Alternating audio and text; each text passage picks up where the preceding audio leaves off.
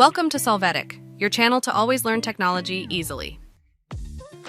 Below in the description, you will find useful links we used in this video.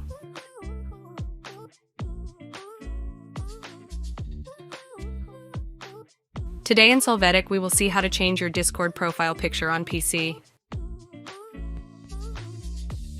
To begin, open the Discord app. After, click on User Settings. Here in the My Account section, click on Edit User Profile. Now select Change Avatar option.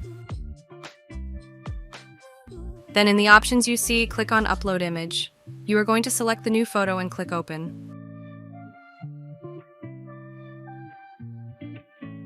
You can edit the image if you wish. Click on Apply.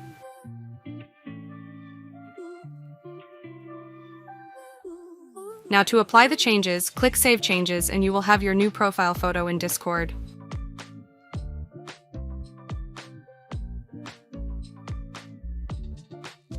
Hey, remember to subscribe Solvetic channel.